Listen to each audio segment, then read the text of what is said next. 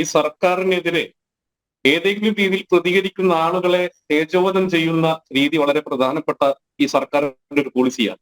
അതുകൊണ്ടാണല്ലോ നമുക്ക് മറിയക്കുട്ടി അമ്മ കോടീശ്വരിയാണെന്നുള്ള ഒരു പ്രസ്താവനയും പിന്നീട് അതിൽ ദേശാഭിമാനി അടക്കം മാപ്പ് പറയേണ്ട ഒരു സാഹചര്യം.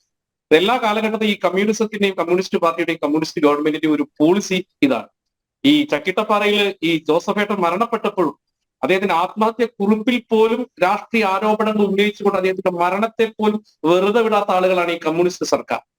അപ്പൊ സ്വാഭാവികമായിട്ട് ഈ ബൽദേവ് സാർ കൃത്യമായിട്ട് അദ്ദേഹം പറഞ്ഞു ഈ 55,000 കോടി ഒന്നും ഇല്ല എന്നുള്ള കാര്യങ്ങൾ കൃത്യമായിട്ട് അദ്ദേഹം പറഞ്ഞത് സ്റ്റാറ്റിസ്റ്റിക്സ് അനുസരിച്ച് കാലഘട്ടങ്ങളിൽ 15ാം ധനകാര്യ കമ്മീഷനും അതോടൊപ്പം തന്നെ റിസർവ് ബാങ്കിന്റെ പോളിസി അനുസരിച്ച് കേരളത്തിന്റെ കടത്തെ വീണ്ടും കടബാധ്യതയിലേക്ക് പോകാതിരിക്കാൻ കേന്ദ്ര സർക്കാർ നടത്തുന്ന കരുതൽ, ആ കരുതലിന് കാരണമുണ്ട് മേഡം.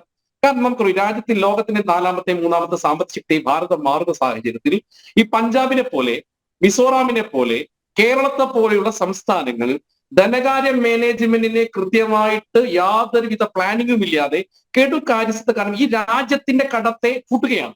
കാരണം അദ്ദേഹം പറഞ്ഞല്ലോ ഈ കടത്തിന്റെ ഒരു കണക്ക്. സത്യത്തിൽ കേന്ദ്ര സർക്കാരിന്റെ കടബാധ്യത എന്ന് പറയുന്നത് GDP അനുസരിച്ച് 16% നമ്മുടെ 29 സ്റ്റേറ്റുകളും എടുക്കുന്ന കടബാധ്യതയുടെയും കൂടി കണക്കാക്കിയിട്ടാണ് നമ്മുടെ മൊത്തം കടബാധ്യത കണക്കാക്കുന്നത്.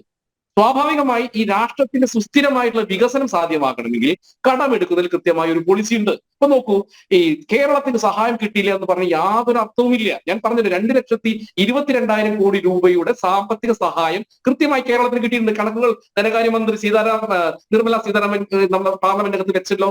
അന്ന് അതിനെതിരെ ഒരു ആക്ഷേപം ഉണ്ടായില്ല. കഴിഞ്ഞ ദിവസം വെച്ചു, ഇതിനു മുമ്പ് 2 മാസം മുമ്പ് വെച്ചു. അദ്ദേഹം കേരളത്തിൽ വന്ന് പത്രസമ്മേളനം നടത്തിയപ്പോഴും പറഞ്ഞു. പക്ഷെ കേരളത്തിന്റെ പ്രശ്നം എന്താണെന്ന് ഇപ്പോഴും ഇവിടുത്തെ ഇടതുപക്ഷ സർക്കാർ മനസ്സിലാക്കുന്നില്ല. ഇവിടുത്തെ പ്രശ്നം അടിസ്ഥാന മേഖലയിൽ വികസനമില്ല. ആകെ ചെയ്യുന്നത് കടമെടുക്കും. ഈ കടമെടുക്കുന്ന സെക്ടർ നേരത്തെ അദ്ദേഹം പറഞ്ഞു ഞങ്ങൾ സ്കൂൾ ബിൽഡിങ്ങിലേക്കാണ് പണം ചെലവഴിച്ചത്. ഞാൻ പറഞ്ഞു സ്കൂൾ ഫണ്ടിലേക്ക് പണം ചെലവഴിക്കാൻ വേണ്ടി SSA ഫണ്ട് കേരളത്തിന് 900 കോടി രൂപ കേന്ദ്ര സർക്കാർ നൽകുന്നുണ്ട്. ആ പദ്ധതിയുടെ വിഹിതങ്ങൾ വകമാറ്റാതെ സ്കൂൾ ഫണ്ടിലേക്ക് മാറ്റിയാൽ മതി. ഇവിടെ എന്തുകൊണ്ടാണ് ഈ 70,000 കോടി രൂപയുടെ പദ്ധതിയിലേക്ക് സംസ്ഥാന സർക്കാർ വന്നു എന്നുള്ള കാര്യം മനസ്സിലാക്കി. കൺസ്ട്രക്ഷൻ മേഖലയിലാണ്. കൺസ്ട്രക്ഷൻ മേഖലയിൽ വലിയൊരു കൊള്ള സംഘം പ്രവർത്തിച്ചുകൊണ്ടിരിക്കുകയാണ്. അത് കൺസൾട്ടൻസി ആയിട്ടാണ്. ആ കൊള്ള സംഘം എന്ന് പറയുന്നത് ഊരാളുങ്കൽ സൊസൈറ്റി എന്ന് പറയുന്ന വലിയൊരു കമ്മ്യൂണിസ്റ്റ് പാർട്ടിയുടെ പണം സമ്പാദിക്കുന്ന ഒരു വലിയൊരു സംവിധാനം.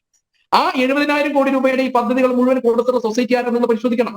അപ്പൊ കൺസൾട്ടൻസി ഫീസ് അടയ്ക്കാൻ വേണ്ടി കടമെടുത്തുകൊണ്ട് ആ പണത്തിന്റെ ഉപകാരം മുഴുവൻ കിട്ടുന്നതാർക്കാ? ഇവിടുത്തെ പിണറായി വിജയനും അദ്ദേഹത്തിന്റെ രവീന്ദ്രനും അതുപോലെ തന്നെ പാർട്ടി അടക്കമുള്ള സംവിധാനങ്ങൾക്കാണ് അതിന്റെ പണം കിട്ടുന്നത്. സൊസൈറ്റിക്കകത്ത് ഇപ്പൊ ഒരാളുടെ സൊസൈറ്റി ഏറ്റവും വലിയ കേരളത്തിൽ ഈ പൊതു പണം അടിച്ചു മാറ്റുന്ന ഒരു സൊസൈറ്റിയാണ്. അതിന്റെ കൂടുതൽ ചർച്ച അതിലേക്ക് ഞാൻ പോകുന്നില്ല. അപ്പൊ നമ്മൾ മനസ്സിലാക്കണം, കൺസ്ട്രക്ഷൻ മേഖലയിലാണ് പണം ചെലവഴിച്ചിട്ടുള്ളത്. കേന്ദ്ര സർക്കാരിന് കടമെടുത്തിട്ടുണ്ട്. 1,22,000 കോടി രൂപ കേരളത്തിൽ ചെലവഴിച്ചിട്ടുണ്ട്. ഏറ്റവും കൂടുതൽ ഇൻവെസ്റ്റ്മെന്റ് കേരളത്തിൽ നടത്തിയത് കേന്ദ്ര സർക്കാരാണ്. ആ പണം എന്ന് പറയുന്നത് നാഷണൽ ഹൈവേയുമായി ബന്ധപ്പെട്ടാണ്. സ്വാഭാവികമായി കടമെടുത്ത പണം തിരിച്ചടയ്ക്കാനുള്ള വകുപ്പ് കേന്ദ്ര സർക്കാരിന്റെ ടോൾ വരും. ആ ടോളിൽ നിന്നുള്ള പണം സ്വാഭാവികമായി തിരിച്ചടയ്ക്കും. കേന്ദ്രത്തിന് കടബാധ്യത മാറും. അതേസമയത്ത് SSA പോലെയുള്ള സംവിധാനങ്ങൾ ഇവിടെ ബിൽഡിങ്ങിന് വേണ്ടി ഫണ്ട് കൊടുക്കുമ്പോൾ എന്തിനാണ് ഈ പറയുന്ന കിഫ്ബിയിൽ നിന്ന് പണമെടുത്ത് ബിൽഡിങ്ങുകൾ ഉണ്ടാക്കുന്നത്? ഇതിന് കരാർ ആർക്കാണ് കൊടുക്കുന്നത്? അപ്പൊ നോക്കൂ, കൺസൾട്ടൻസിയാണ്.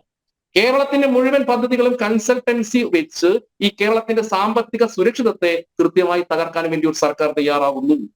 ആ തയ്യാറാവുന്ന സാഹചര്യത്തിൽ ഇപ്പൊ നേരത്തെ പറഞ്ഞല്ലോ, ഈ NK സിംഗ് എന്ന് പറയുന്ന ധനകാര്യ വിദഗ്ധൻ ഈ GSTPയുമായി ബന്ധപ്പെട്ട് മുഴുവൻ സംസ്ഥാനങ്ങളും GSTPയുടെ നിരക്ക് കുറയ്ക്കണം. സ്വാഭാവികമായി GSTPയിലെ കടബാധ്യതയുടെ നിരക്ക് കുറയ്ക്കണം.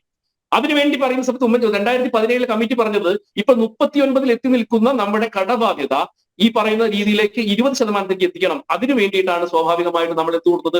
ഓരോ വർഷത്തിൽ നേരത്തെ ഷാജഹാൻ സാർ പറഞ്ഞതുപോലെ മാസത്തിൽ 1,700 കോടി രൂപ കൊടുത്തിരുന്നു.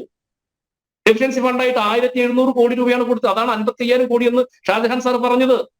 അപ്പൊ സ്വാഭാവികമായിട്ട് GSTയിൽ നിന്നുള്ള വരുമാനം, മദ്യത്തിൽ നിന്നുള്ള വരുമാനം, അതോടൊപ്പം തന്നെ ഈ ലോട്ടറിയിൽ നിന്നുള്ള വരുമാനം, പിന്നെ കടമെടുക്കുക, സർക്കാർ ഉദ്യോഗസ്ഥന്മാർക്ക് കൊടുക്കുക, അല്ലാതെ അടിസ്ഥാന വികസനം കേരളത്തിൽ എങ്ങനെയാണ് സാധ്യമാകുന്നത്? അതാണ് ചോദ്യം. അപ്പൊ ചോദിക്കും കേന്ദ്ര സർക്കാരാണ് ചെയ്തത്. ഇപ്പൊ സത്യത്തിൽ ഈ അടിസ്ഥാന ജനവിഭാഗത്തിന്റെ ക്ഷേമത്തിന് ഞാൻ പറഞ്ഞു സംസ്ഥാന സർക്കാർ ഒന്നും ചെയ്യണ്ട. നിങ്ങൾ പ്രഖ്യാപിച്ചിട്ടുള്ള 1,600 രൂപ പെൻഷൻ മാത്രം പാവപ്പെട്ടവന് കൊടുത്താൽ മതി. നോക്കൂ, വീട് സാധാരണക്കാരന് വീടിനുള്ള പദ്ധതി കേന്ദ്ര സർക്കാർ തയ്യാറാക്കിയിട്ടുണ്ട്.